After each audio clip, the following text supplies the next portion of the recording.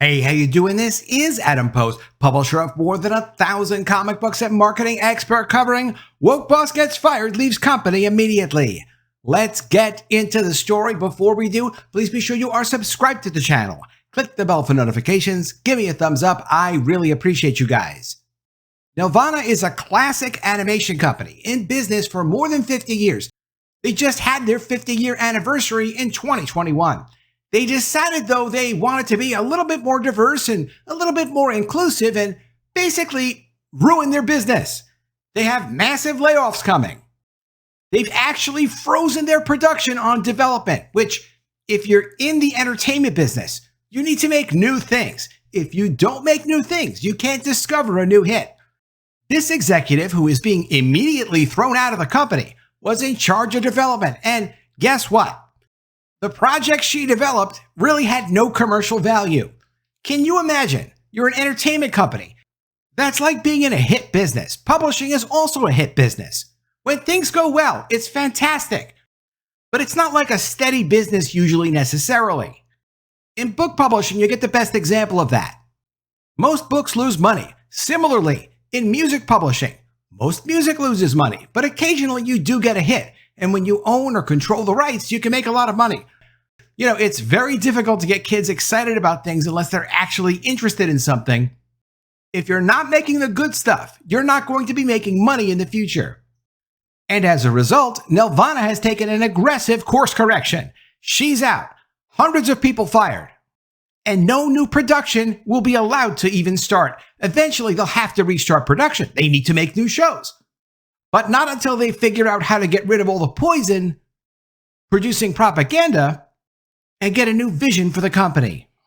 From Animation Magazine, Nelvana Studios Vice President Athena Georgaklis departs.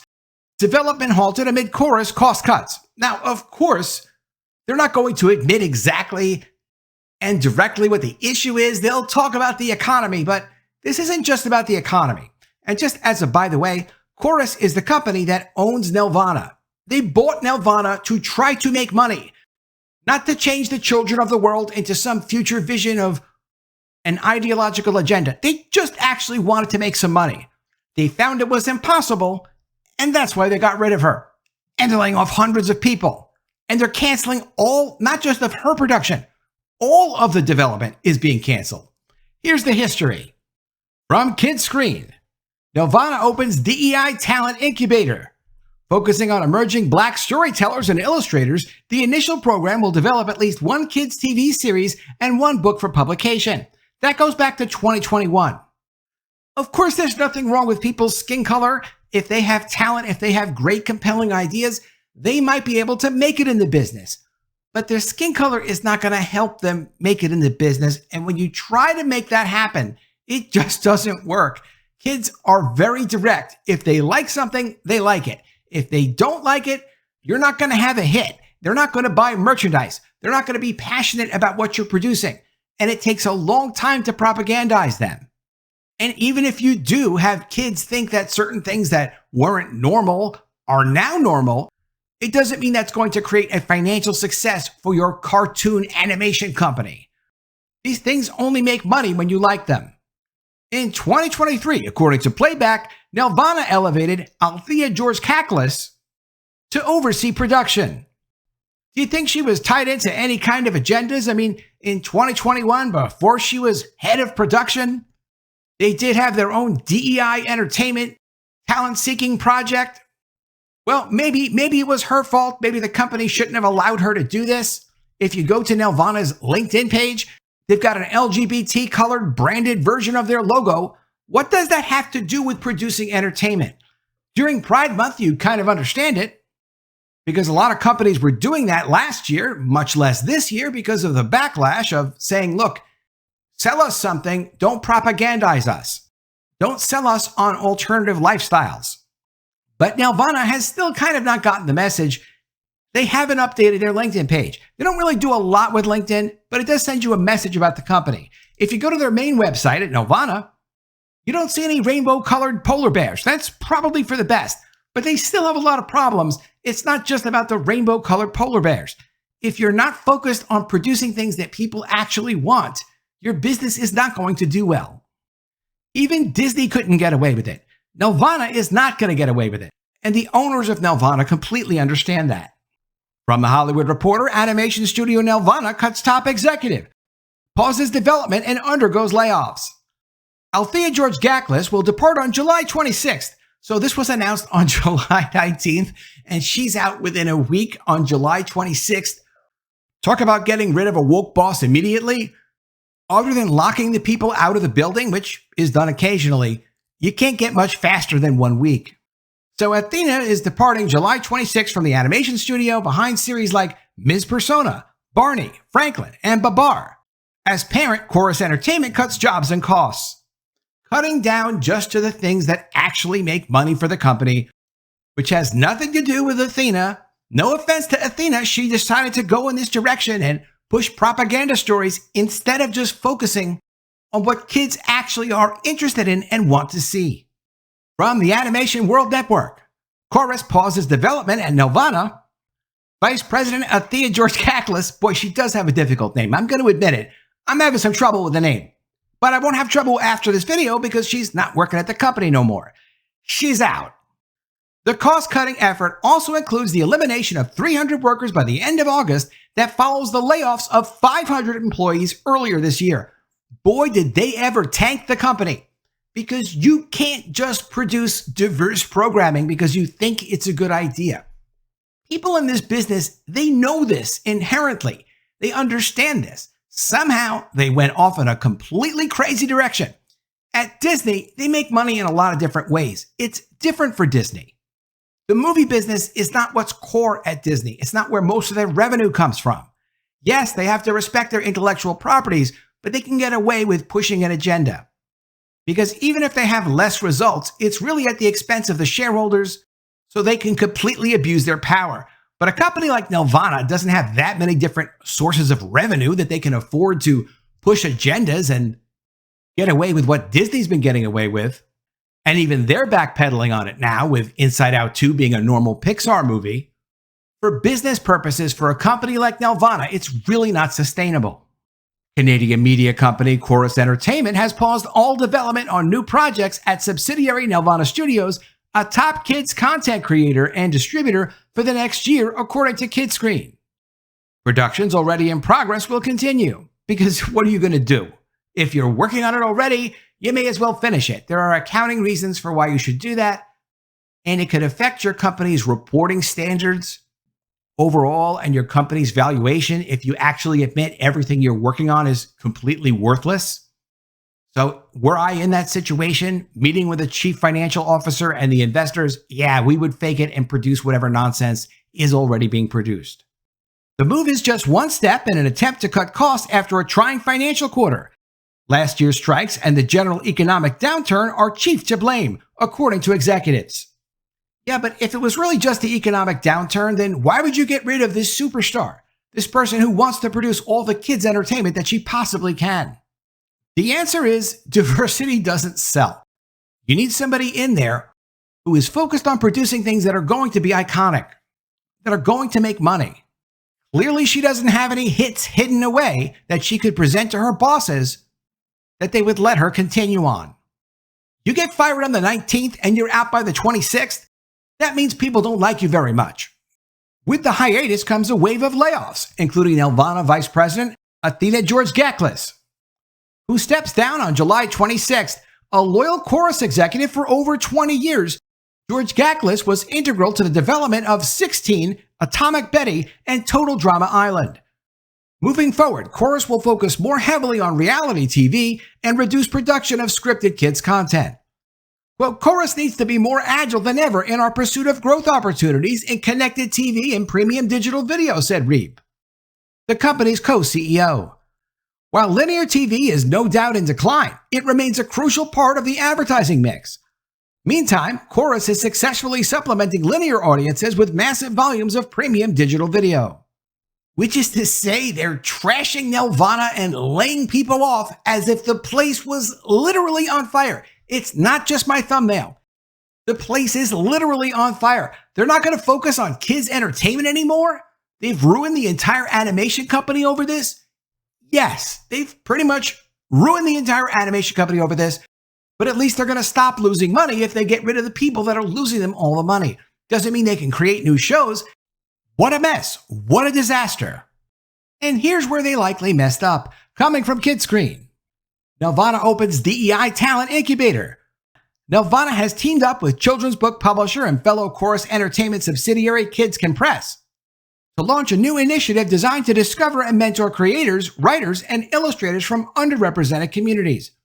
You know, it's nice to want to mentor people. It's not nice to judge people based on their skin color and give them opportunities based on their skin color. In entertainment, it's really all about talent. What's going to capture people's attention? What's going to get people to identify with whatever you're producing? How will people feel empowered by the characters you create? Do you identify with Luke Skywalker from Star Wars from back in the day? Or the Marvel characters when they were done right, really all the way back in the 1960s? Does Spider-Man help you feel a little bit more powerful? That's what this entertainment is really about. It's about empowerment. In the case of superheroes, it was always about male power fantasies. There's nothing wrong with a male power fantasy. There's nothing wrong with inspiring people, exciting people. But you have to relate to them if you're going to do that. Creating diverse projects would be completely fine if that's what excited people, but it didn't. And now you've ruined the entire animation company.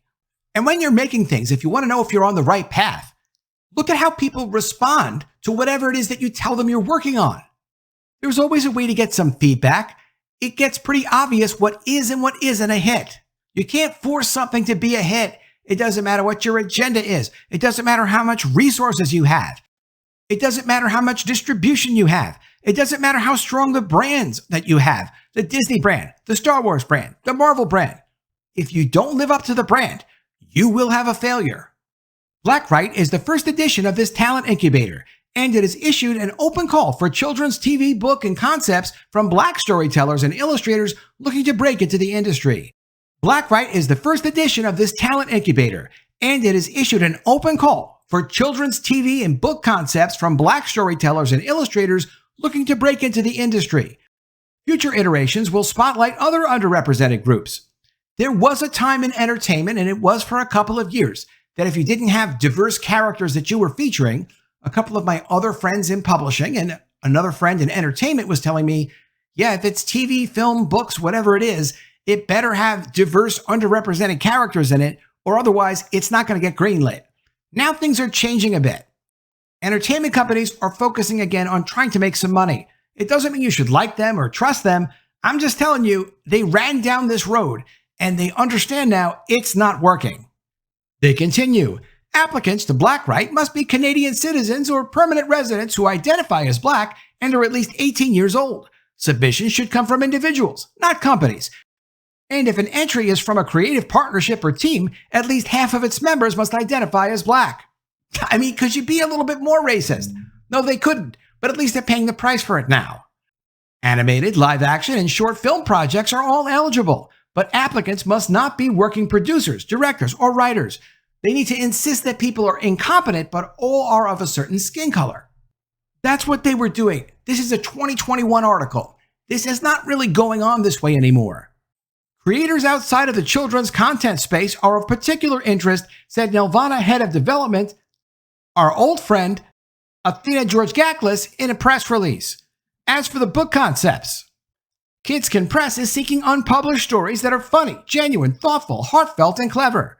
And STEM, global citizenship, and environmental topics are of particular interest to the company, but not to kids, not to people who would consume this entertainment.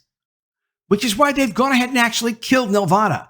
Nelvana is most known for Clifford the Red Dog, Babar the Elephant, Franklin, but also all those cool animations of the Coca-Cola polar bears. That was these guys that created that. Now it's all ruined.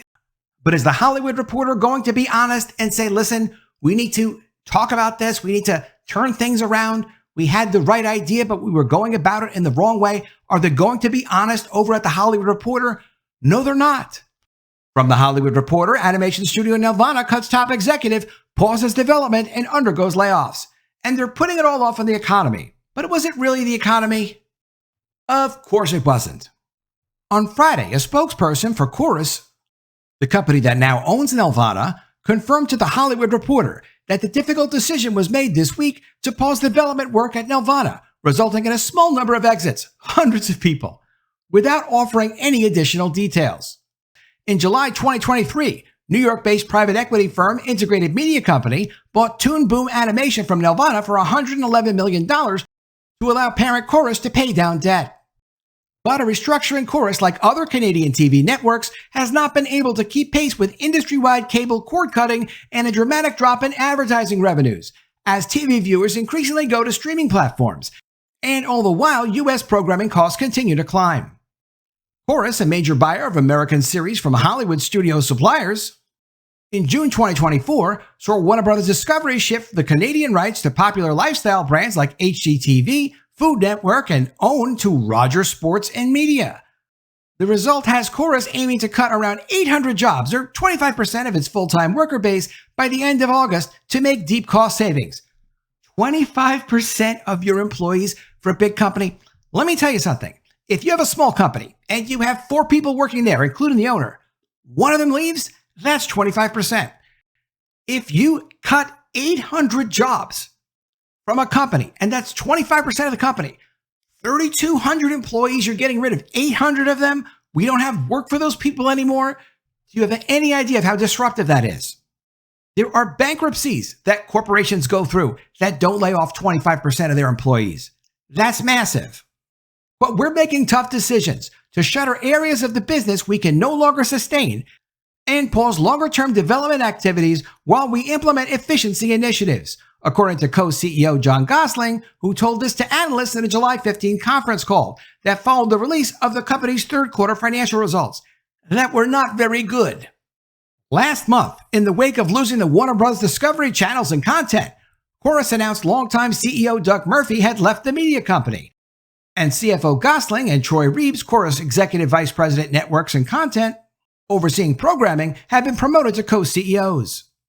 Quote, every time an announcement like this comes in the media sector, it's both heartbreaking and boils my blood, said Unifor National President Lana Payne, whose organization represents around 10,000 Canadian media workers. Well, what do you think is going to happen when you operate a business and you don't even think about what the customer actually wants? You only think about the things that you want the customer to change their ideas about, as if you were pushing some kind of new religion. The brainwashing didn't work, and people had to get fired. Let me know what you think of all this in the comments below. Always love to see your ideas. Please be sure you are subscribed to the channel. Click the bell for notifications, give me a thumbs up, and I'll see you again soon with another story. And if I don't see you, I will miss you.